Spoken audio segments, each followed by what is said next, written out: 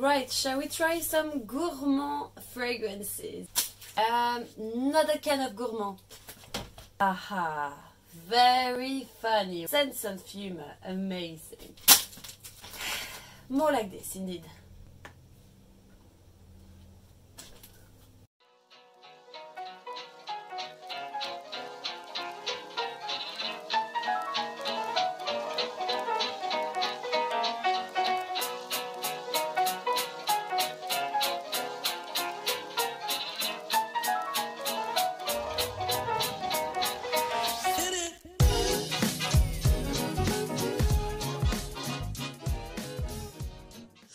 Bonjour, bonjour, fragrance lovers. This is Clémence. I talk about fragrance. Welcome back. In today's video, as you understood, we're going to talk about a real gourmand fragrance. So what's a gourmand? Is usually something that will be a real head turner because these are scents that are addictive. It could be sweet, sugary, or oriental with more addictive scent like vanilla, for example, very charming, enveloping. It could be also coffee notes. It could smell like a sweet cocktail. So that's really something that is turning around the sweetness, the roundness, the cocooning effect. It's usually sexy, sensual, because it nearly makes you want to eat it.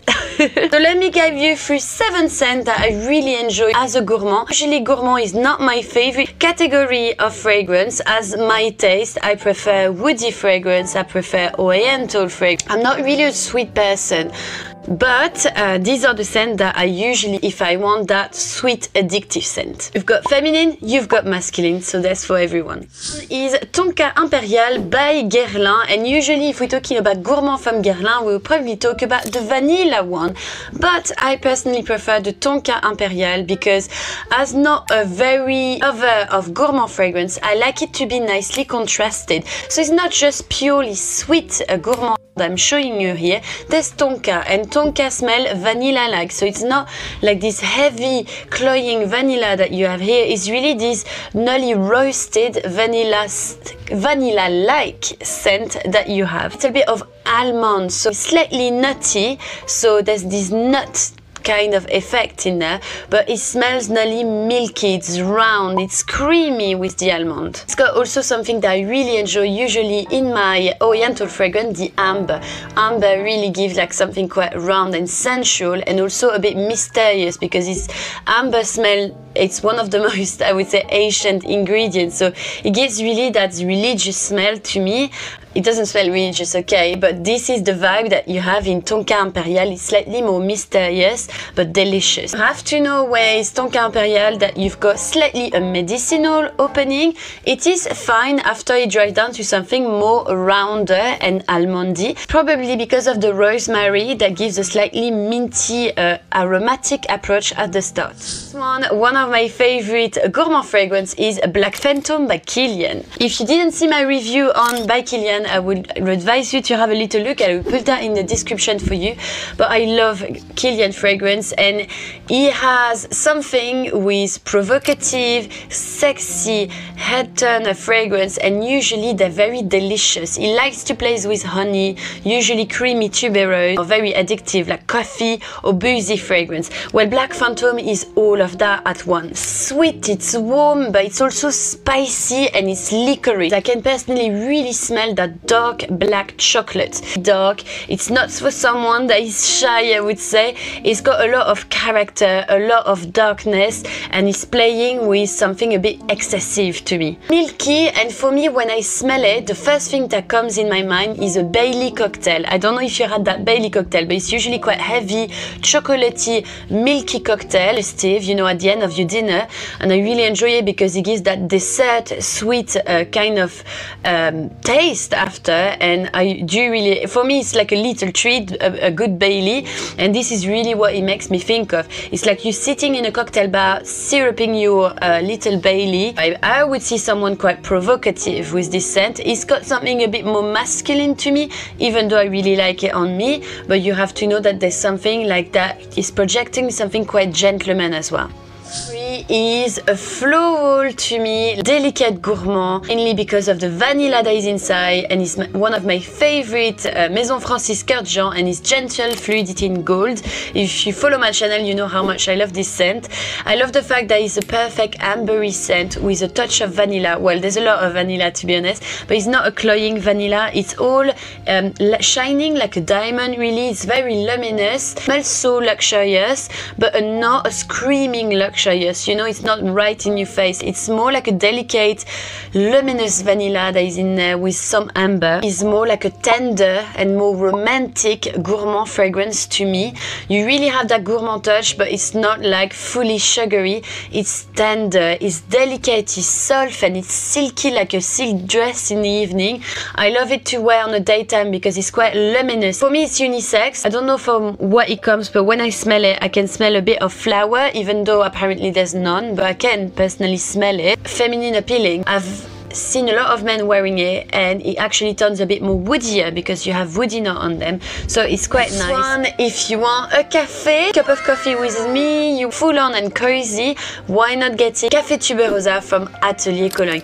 Personally, one of the scents that I really enjoy in the range of Atelier Cologne. There's a lot, but this one I think is really pretty, and I heard so many ladies saying how much it turns very sexy and elegant on them. Spicy coffee scent, but with the tuberose at the back, it gives something much more yummy and gourmand. Cocoa pod, so it's not that milky chocolate, it's really the actual fruit. You know, when you smell cocoa pod like as a raw material, it doesn't smell that much chocolate, for example. It smells a bit roasting, but not too much. When I smell it, I can smell a bit this toffee note, you know, like the mix with coffee, vanilla, cacao, like you get this toffee note, and it's really well blended with some flower, white flower, and tuberose is the most fragrance flower in the world, so it's quite projecting a lot this fragrance, and you get really that slightly licorice tone that I really like. Spicy tone at the beginning, and you've got a bit of like fruitier tone. If you like coffee scent, you're gonna absolutely enjoy this one. It is not as boozy as Black Phantom. It is not as masculine, I would say, definitely not. One, I didn't know if I was allowed to actually admit it in my gourmand fragrance, but when I smelled it, that's the first thing that came to my mind, that it was very gourmand.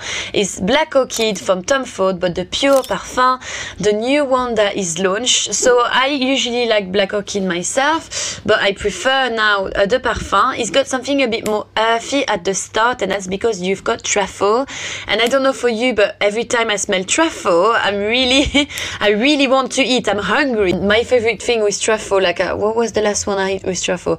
A pizza with truffle. My God, and mushroom. Oh, guys, we smell a bit more earthy, but it's so yummy when you smell a truffle. I don't know, but I really like that. So you really have this tone in there, and of course the plum is very prominent. That gives a bit like of booziness. Very sweet to me, but very alluring. And I would say beware with this one, because it is so strong. It's so long lasting on the skin. It's crazy, and I would say it could be cloying to some people. To me, it didn't, but I did spray just a little bit. You can't overspray with this fragrance. To me, it's really tough.